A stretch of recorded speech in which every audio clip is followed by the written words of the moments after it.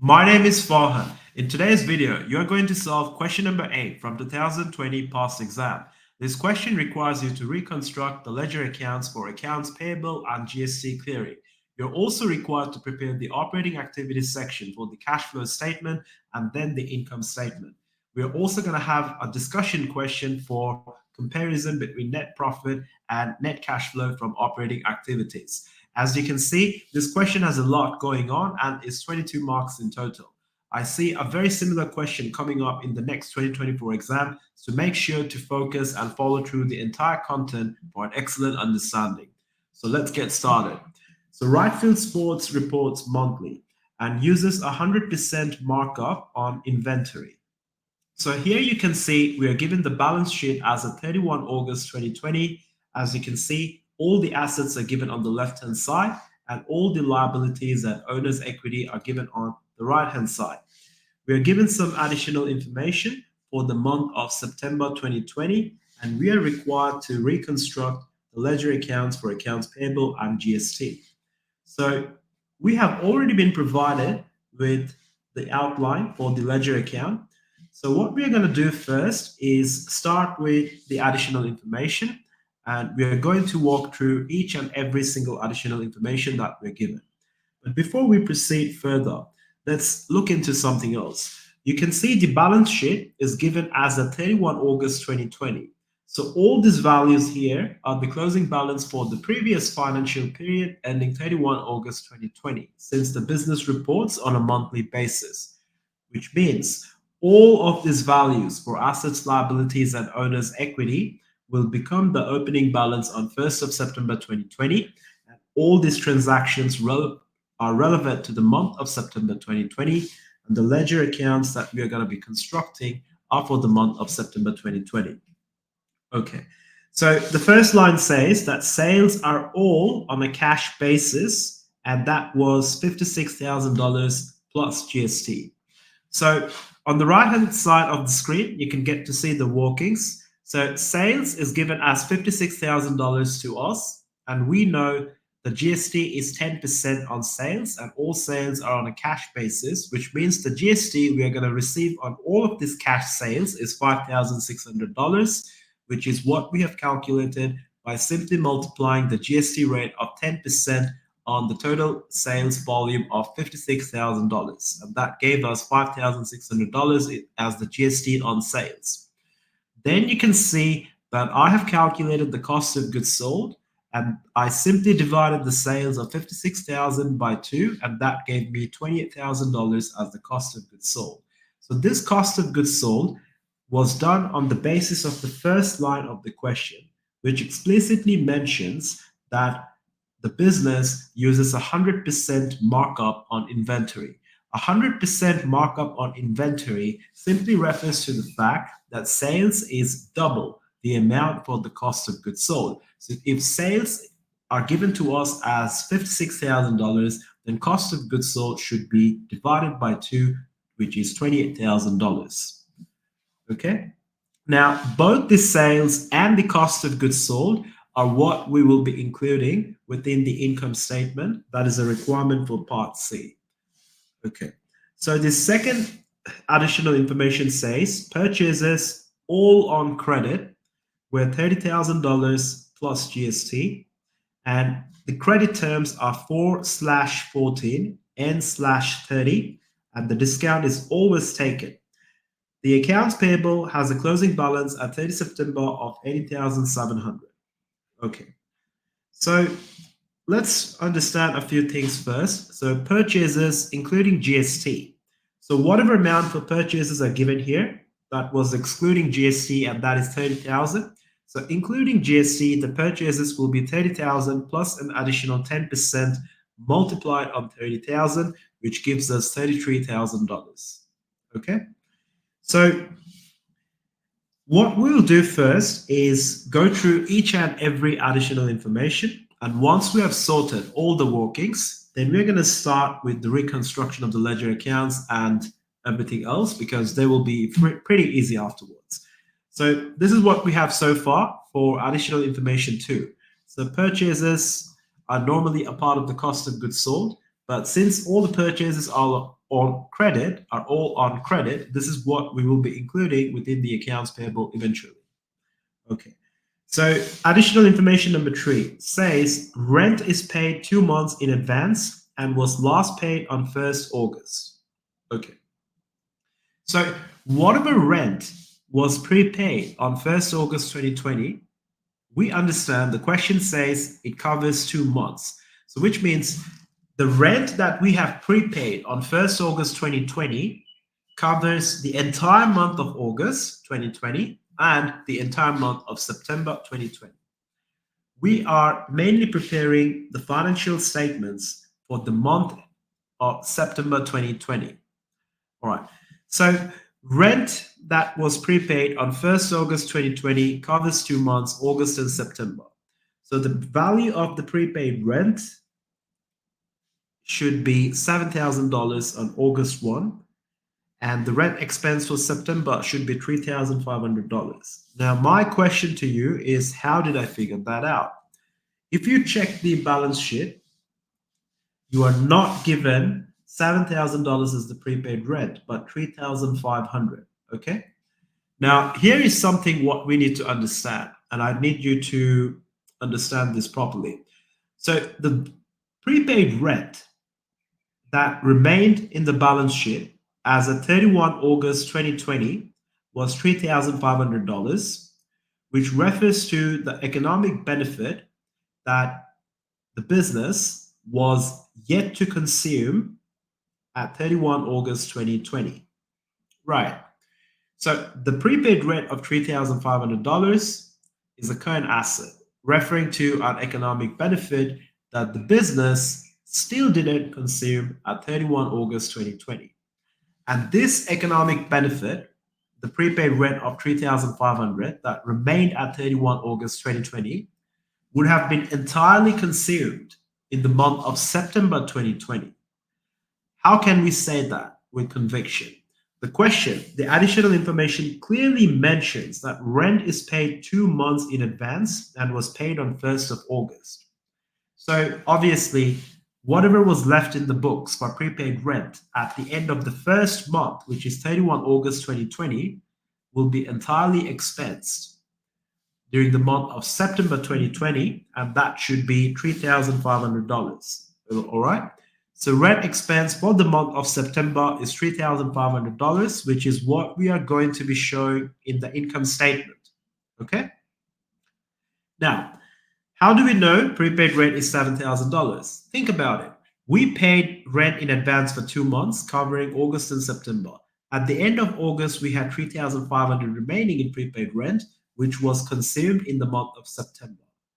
All right. So what does that tell you? So that means each month the rent that we pay is $3,500. So on 1st of August, we would have paid for 2 months, which is August and September combined, $3,500 plus $3,500, which would have been $7,000. So this is what we would be including, not including anywhere, but it's just a test of your understanding of the question of how everything comes together. All right, so let's move on to additional information number 4. Depreciation of motor vehicles is 30% per annum using the reducing balance method. All right. So because we are using the reducing balance method, we want to first find the carrying amount or the net book value.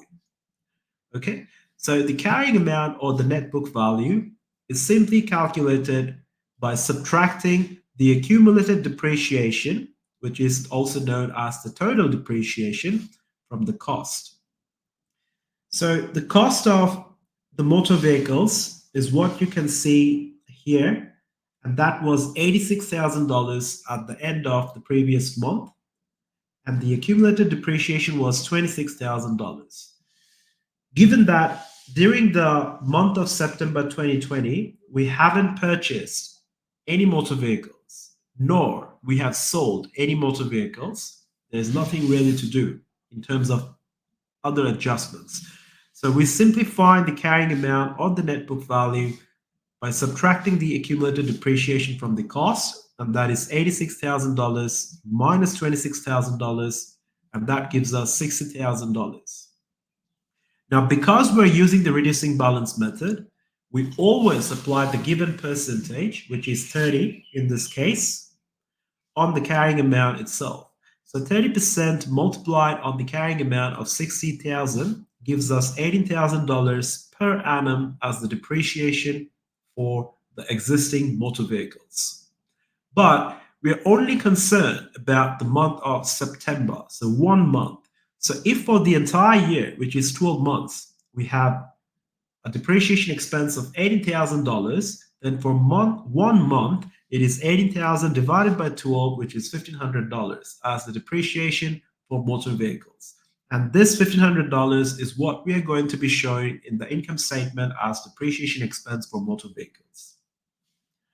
Okay, now before we move further into the next additional information, I want to ask you the meaning of carrying amount. So what do you understand by carrying amount or net book value? So that refers to the remaining economic benefit within the non-current asset that we could still consume for the purpose of generating revenue. Again, carrying amount or net book value at any given point in time refers to the economic benefit that exists within the non-current asset that we are yet to consume and help us generate more revenue. That is the whole purpose of having non-current assets in the first place, to begin with, like in the business, within the business. We have non-current assets to help us generate more revenue. Okay, and as we generate this revenue, these non-current assets get utilized, and that's how they get expensed over time.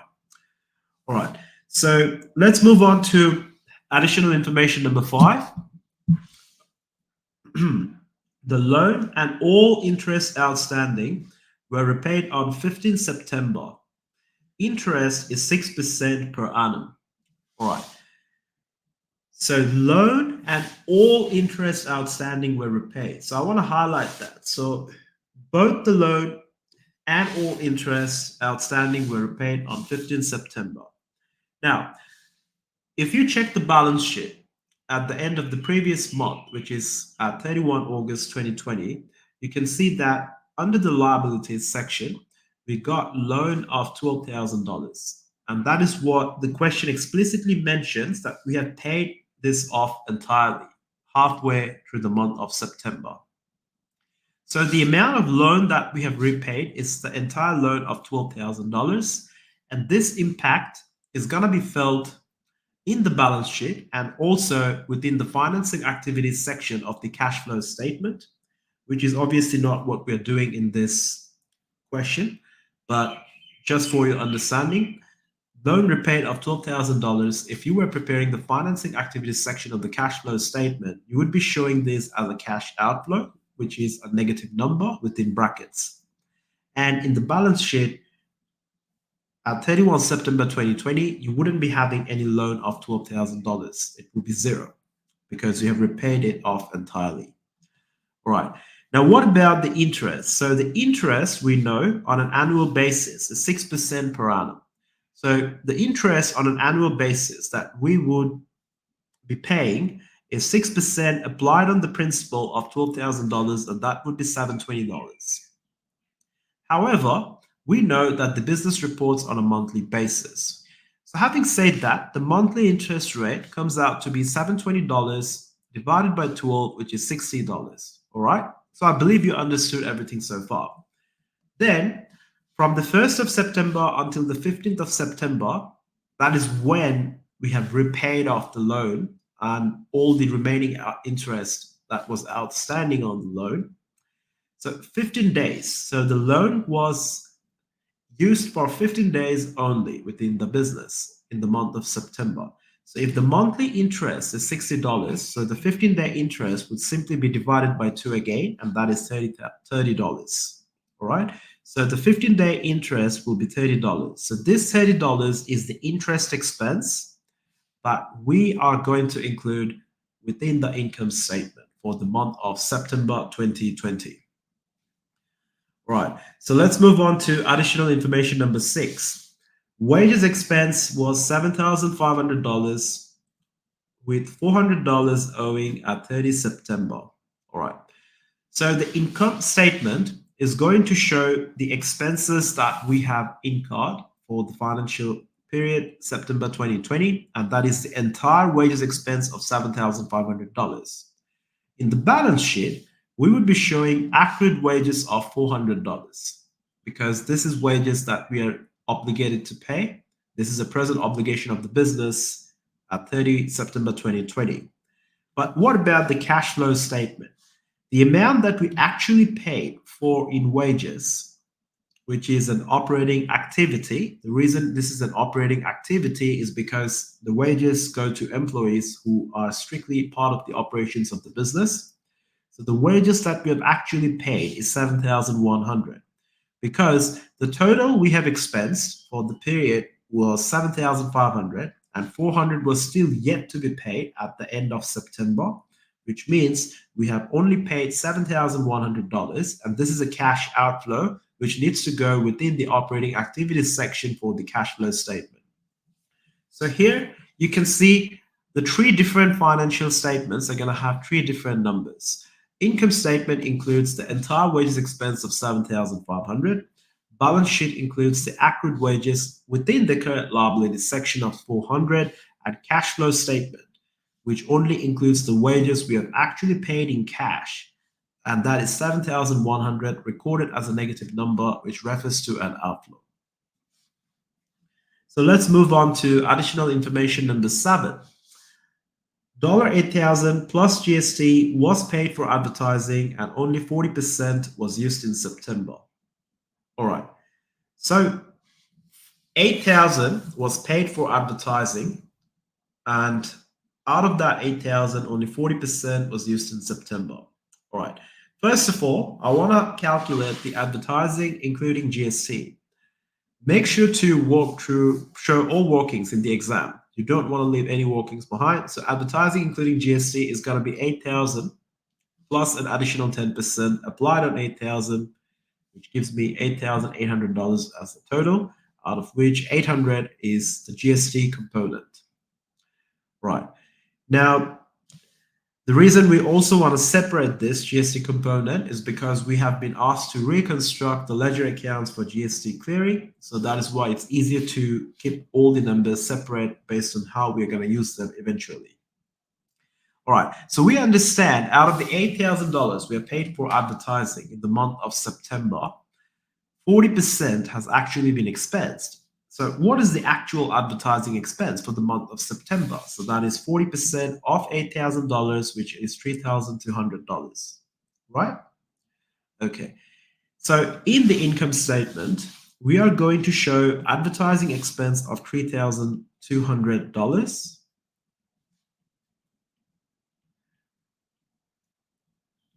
If we were asked to prepare a balance sheet, we would be showing 4,800 as prepaid advertising at end of September 2020. And in the cash flow statement, how much do you reckon we're going to show as the cash outflow within the operating activities section? We have paid 8,000, including GST, that would be 8,800. So we're going to show the entire 8,800 in the cash flow statement for the operating activities section. Okay, so I believe you understood what's happening here. 40% has been expensed, which is $3,200 going into the income statement, which leaves us with 4,800 as the prepaid advertising that needs to go into the balance sheet. But in the cash flow statement operating activities section, the entire 8,800, which reflects the amount that we have prepaid plus the additional GST. Okay? Right, so the last additional information says that no GST settlements with the ATO happened in September. Okay, nothing to worry about that now. So let's start with the reconstruction of accounts payable first. Now, you can see the opening balance was given to us on 1st of September 2020, and that is $13,200. Okay. Accounts payable is a liability account, and all liabilities by default must have an opening balance on the credit side, when liabilities increase, we credit them, and they must have a closing balance on the debit side. So let's just assume that we are not given the opening balance here. Where do you think we can pick this information from?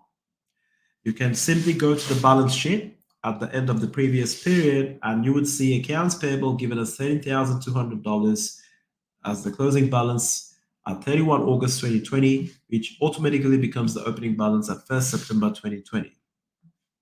Okay, so $13,200 is given to us. Now, let's figure out some other stuff. Now, what's next? So you see here, I've included for the period ending 30 September 2020, I'm including inventory / GST of 33,000. Right, make sure to write inventory / GST clearing properly. I just didn't have enough space, so I didn't do it. Now, where did I get this $33,000 from?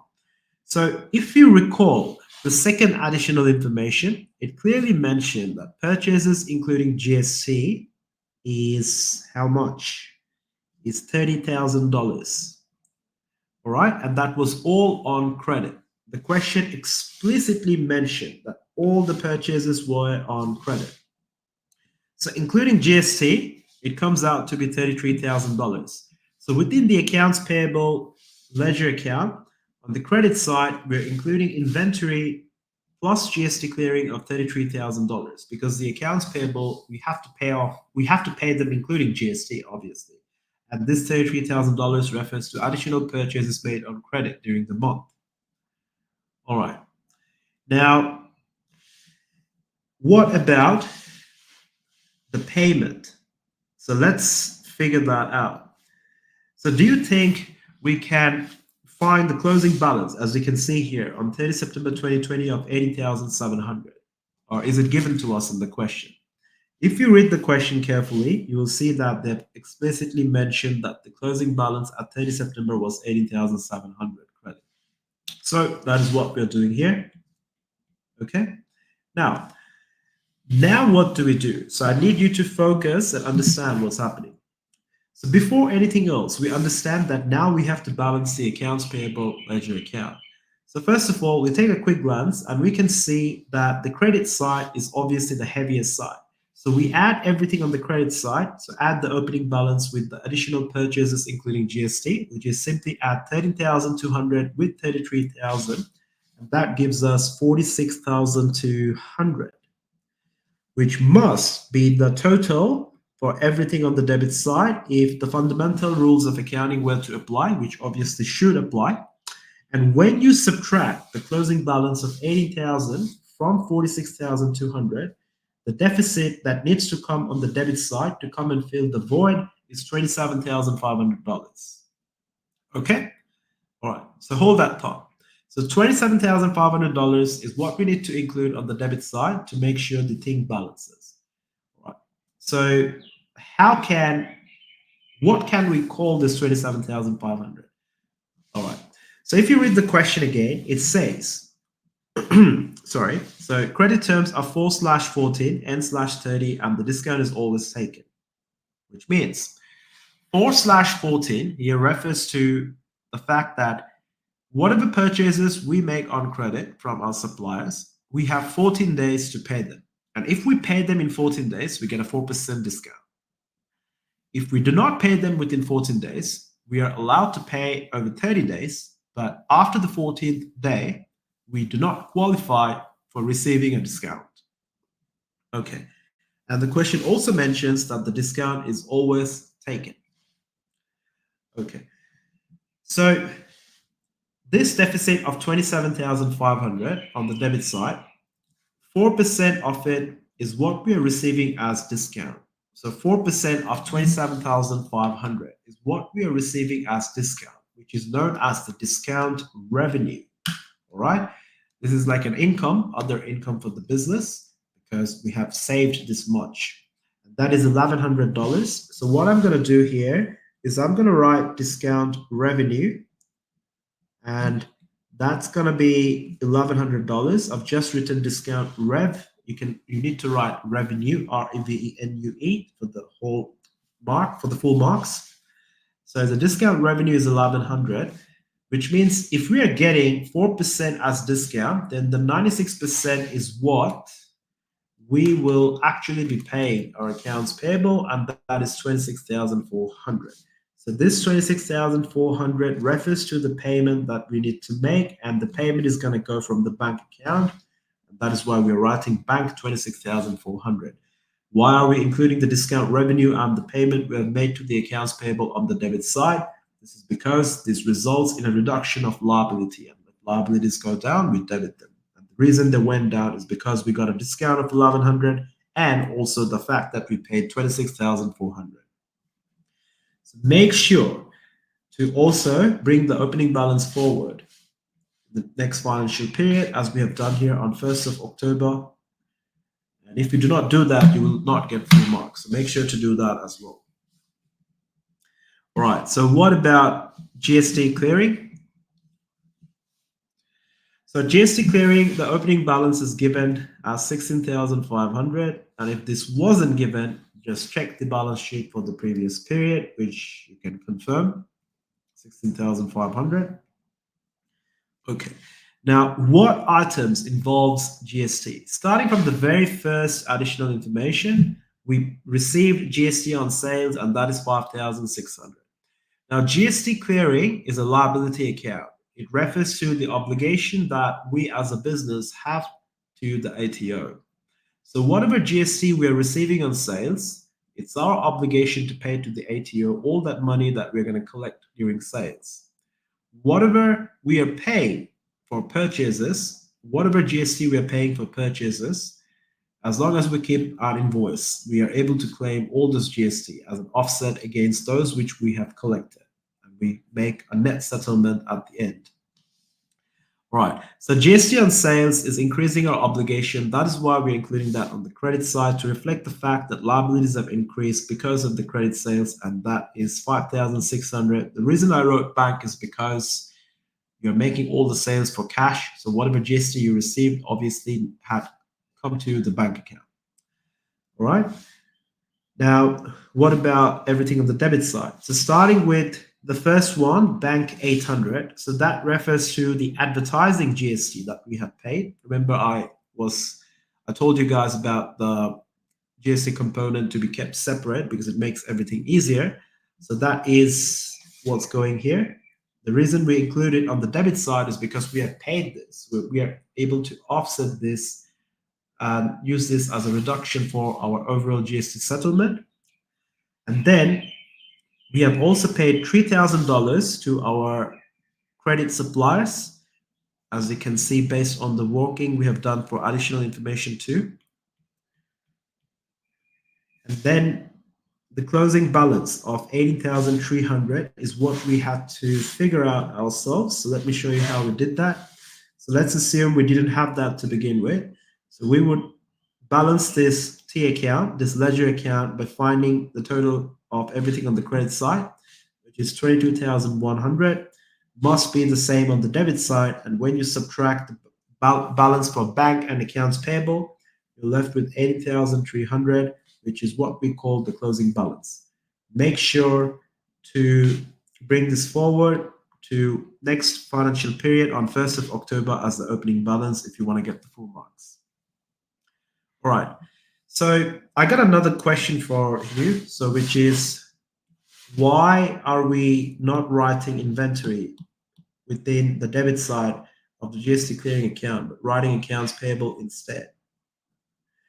So this is because the purchases here were made on credit. So when we write accounts payable of 3,000, we're just simply referring to the fact that we still owe the GST on those amount and we haven't paid them yet. So that is why we do not write inventory. If we had made cash purchases, you would have written inventory here instead of accounts payable, because the GST would already have been paid by then. Okay? All right, so that's all for the first requirement of constructing the two ledger accounts. Now let's move to the second part, which is to prepare the operating activities section of the cash flow statement for September 2020. All right, so here you can see I've already completed the cash flow statement, the operating activities section. Let me walk you through each and every line. So we started with the cash sales of 56,000, and then we added the GST received on sales because this is also a cash inflow. So these are the only two cash inflows that we got. And then we showed how much we have paid our credit suppliers, and that is 26,400. Where did we get this amount from? This is from the reconstruction of the ledger accounts for accounts payable from the previous part, and that is 26,400. The reason this is in brackets here is because we have paid it refers to an outflow. Then we have paid wages of 7,100. So let me do a quick recall. So if you remember, the total wages expense was 7,500. Accrued was 400, which refers to the wages owing. And the actual wages that we have paid for in cash would therefore be 7,100, which is what we're including here. Interest paid is 210. Right, so a lot of students made mistakes in this case. You see how we know that the interest expense for the month of September is 30. You also need to include something else with 30, and that is an additional 180. So where does this come from and why? So this 180, if you check the balance sheet for the previous period, you will see we had accrued interest of 180. And then the question mentions that all interests were repaid on 15 September. So the entire thing is a cash outflow. 180 from previous period plus 30 for the current 15 days in the month of September, which gives us $210 in total. And that is what we have included here within brackets to reflect a cash outflow. Then we have prepaid advertising of $8,000 and the GST we paid on advertising of 800, both in brackets referring to an outflow. So you just simply add and subtract what you have to, and then you end up with $19,090, which is what we refer to as the net cash flow from operating activities. Okay, so then part C requires us to prepare the income statement. Pretty straightforward. We take all sales, all other income, and then we subtract all expenses for the period. So we started with the sales of 56,000. Then we subtract the cost of goods sold of 28,000 because the markup is 100% on inventory, which means if sales is 56, cost of sales needs to be divided by 2, which is 28,000. So sales minus cost of goods sold gives us gross profit of $28,000. Then we add any other income or other revenue, which is the discount revenue of $1,100 we have calculated from the reconstruction of the accounts payable ledger account. And then when you add that to the gross profit, you get 29,100. From there, we subtract all the expenses, wages expense of 7,500, rent expense of 3,500, and then depreciation of 1,500 for vehicles, advertising of 3,200 based on 40% that was expensed, interest expense of $30 for the current period, not 210, which reflects the total cash outflow. So be careful.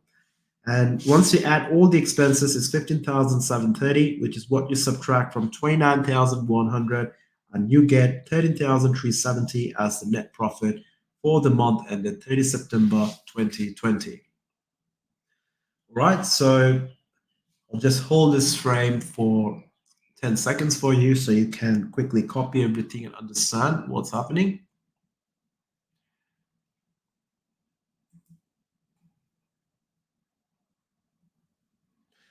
Okay, so when you're ready now, so let's move on to part D. So what's the question in part D? Part D says, in August 2020, the business's net cash flow from operating activities was $12,200, while net profit was $40,000. Okay. Explain, giving 2 examples, how the business's net profit can be higher than its net cash flow from operating activities. Okay. So let's understand a few things first. So how do we calculate the net profit? So we calculate the net profit by taking the revenues that we have actually earned during the period minus the expenses that we have actually incurred or consumed. And this is under the accrual basis assumption. Net profit equals to revenues earned less expenses incurred. Now, when it comes to the cash flow statement, we have cash inflows and cash outflows. And this doesn't necessarily have to relate to the current period. It could include results, it could include transactions from previous period, and it could also include transactions for future periods. So we only talk about cash inflows and cash outflows strictly when it comes to the cash flow statement. Now, the cash flow statement obviously does not follow the accrual basis. It's just the income statement and the net profit calculation. So when it comes to the net operating cash flow, it could include cash outflows such as prepaid rent. It could include other stuff like such as prepaid rent. So let me give you an example. Sorry, before that. So the net operating cash flow, if we include prepaid rent, for example, in the month of August, we can see that the profit was higher compared to the net cash flow from operating activities. Now, when you are paying prepaid rent in the month of August, you would have paid $7,000, which would have covered us for the month of August and September, right? So that is why, because you would be paying more compared to what you would actually expense. Like in the month of August, you would be expensing rent of $3,500, but you would be paying $7,000 to cover both August and September. So the cash outflow would be $7,000 compared to the expense that we will be showing as part of our profit calculations, which would have been $3,500. So as you can see, there's a difference or as well. So other examples we can think of are whatever payments you make to your accounts payable, it could be greater than their cost of goods sold. And why? Because accounts payable refers to the credit suppliers. We could owe our credit suppliers on purchases that we have made in the past, in the previous period, and we have decided to pay them in the next period. So this is another reason why there could be a difference between the net profit and the cash flow. You could also think about GST settlement, because let's just say like we haven't paid the GST in August, for example. In that case, what would happen? That would result in a higher net cash flow from operating activities. But then GST doesn't really have any effect on profit. But if you were to pay the GST instead, it would have reduced your net cash flow from operating activities as well. So again, another example. Then what else can we think of? Let's think of disposal. If we have disposed a non-current asset and we have made a profit on the disposal, that profit will be included as part of the other income or other revenue when we prepare the income statement, and that is going to increase the net profit. But the profit on disposal is a non-cash income. There's really no exact cash in terms of the profit that we are including in the income statement. Sorry, in the cash flow statement. In the cash flow statement, we're only going to be including the entire money that we're receiving, and that will be entirely going to the investing activities section, which is not relevant in this case, but just for your understanding. So the profit on disposal being a non-cash item wouldn't be part of the operating activities section, and that could also result in a lower net cash flow from operating activities compared to the higher net profit that we would calculate based on the profit on disposal included as part of other revenue or other income. So this is another example as well. So as you can see, we have many examples, and even if we were to use the discount revenue from the month of September, although it's not relevant because we're talking about August, it could be relevant in the sense that the question says the discount is always taken. So let's just assume that. So in the month of August, if we had received discount income, discount revenue for making prompt payments or early payments, now that income, that revenue would increase the net profit. But then again, because we are paying less, that really doesn't have any impact, because the net cash flow from operating activities will only consider the amount that we have actually paid our accounts payable. So as you can see, we have many differences that we could look into, and this is how you need to justify your response if you want to get full marks. You can think of examples relevant to the scenario that we're working with, and you could also include other examples as well. Doesn't really matter as long as they make sense and then as long as you can justify them. All right, so that is all for today's lesson. I believe you found a lot of value in this content. Do not forget to drop a like and subscribe to this channel, and I'll see you in the next video.